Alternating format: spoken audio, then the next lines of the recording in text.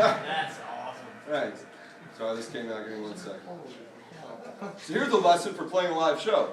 If you knock out something like this tightening rod here, tightening wing, just play with it closed and then put it on when you're done, like this. It's good wisdom.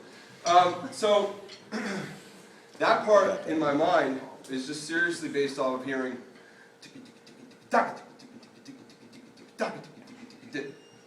But within that, accenting the little pieces of that riff that go along with it. So so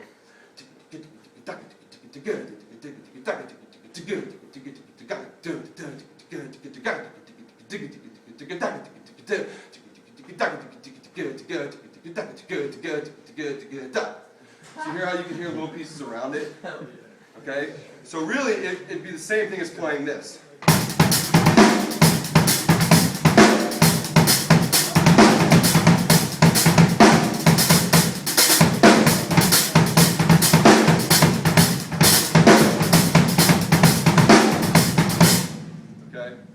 Make sense?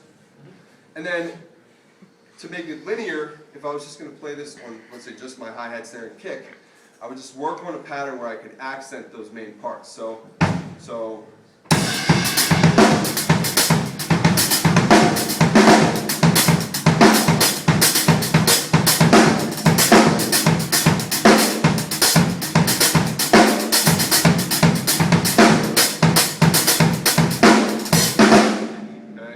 see how it's still linear there throughout? There's a couple little places I messed up and didn't do it linear, sorry. But aside from that, that's the idea of the rhythm, okay? And what I'm really doing is I'm just taking a basic rate that I'm playing in and I'm accenting the actual rate of that, but the pieces that go within it. So when you hear a riff, it's like real crazy, like there's always a pulse behind it. And you just have to feel where it moves. And when you have a backbeat that's there, and you can really feel how the groove goes back and forth. You guys can all bob your head to that section. And if you pay attention to that sound and notice where the backbeat is, then identifying that first groove that's really displaced, or rather the second one I played, and it's really easy because you know that the riff is the same. So one thing to point out is that you should, when learning drum parts, always listen to the music going on around it. Listen to the guitar, or if you're writing a drum part with somebody, which is what's more important if you're a writer, is that you want to actually figure out what the guitar is doing and be able to sing the guitar part and be able to sing it next to a pulse so you understand the music. And it's just all about being a better listener. By doing that, you can communicate better with your bandmates, you're going to be better playing live because you can listen to the other people you're playing with. And even if for no other reason than knowing when something is wrong on stage, knowing when there's a problem and you need to pay attention to it to see maybe someone has a broken string or someone has, something that, like their strap broke on their guitar. Sometimes you need to cover for them, So these are just things to pay attention to. Listen for what your people are doing that you're playing with. But for songwriting, use it the same way. Listen, and then you can really figure out ways to sort of toy around with those ideas, but still keep them the same and in the same structure. Does that make sense so far? Okay. Yes? So it's just the idea of taking these three grooves and having them really be the same thing. So what I'll do is now, I'm going to play them all next to each other. And you'll see how, I haven't done this before, so I hope it's good. It's been pretty good so far. Cool. I'm going to play them next to each other, and you guys should see how the accents throughout are the same. And what I want everybody to try to do, if you can, is clap for me, okay? So I'm going to give you guys the count off. I want you guys to clap and see if you're going to end up with an even amount of claps on the downbeats when we end this, okay? Can you all do that? You're all drummers in here for the most part? Okay.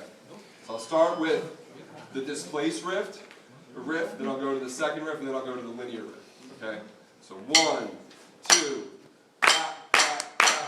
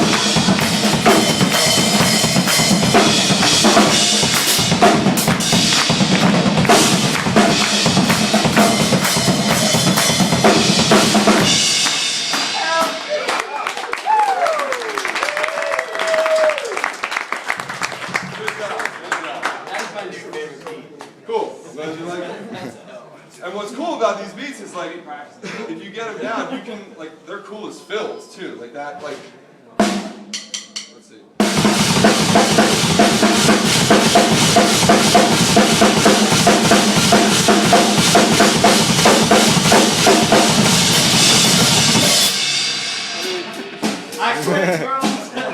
But it's just muscle memory, that's the thing.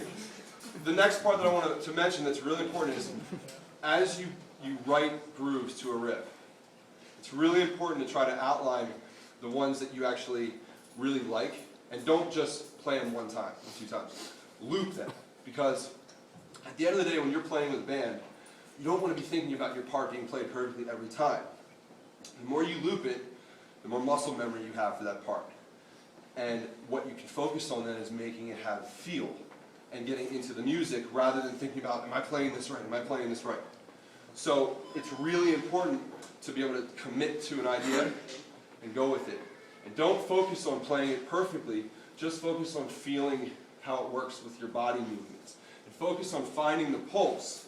And even if you have to play it slow, move to it, because that right there builds almost like the heartbeat of the groove, and it gets engraved in your body and in your mind, and in the movement's way better because you have something that's pushing you in that pulse. Does that make sense? Absolutely. Okay. It's almost like something that's very hard to explain because it is such an intangible thing to develop feel. Yeah. You're saying loop it, you mean just play the pattern Play it like over and a over. fan over and over and over. Don't just Exactly. play 4 bars and then break off into something else. Exactly. Commit Okay. to something. Because there's two reasons. One, like I said, it builds a muscle memory and you really get comfortable with it. But two, it's really, really important to do this so that you can identify the best part for the song. Because if you commit to something and you keep playing it for a while and you still like it, then it's probably a really cool beat. But if you get really bored with it quick, or it's almost too easy and you're just not feeling it with the music, then it gives you enough time to decide, you know what, I'm going to move on to something else. This really isn't good enough for what I want to do. So, does that make sense? Absolutely. Now, for those that know that song, and for you, Dave, if you know when you're going to go record a cover of this, does this help seeing it this way? Oh, And understand how it's broken down? yeah. Okay, cool. Sweet. You're gonna crush it. Yes. When you write out your parts, do you are you at a point where you don't have to write them down on paper anymore, or Correct. you just kind of feel it on the fly? Yeah, and yes, but it comes with practice. At first, did you have I to never write them did. I really never transcribed things like that. One of my first teachers when I was very young started me with learning by listening. Anybody in here that's old enough who knows Queensryche, Operation Mindcrime, that was one of the first albums I ever learned how to play, and it's because one of my first teachers was like, I want you to learn this song by song, note for note, and I don't want you to change anything about it. I want it to sound, the way he hits the hi-hat, and make your hi-hat sound like that. And that started me off on just a good path for learning. So I had a lot of practice with this.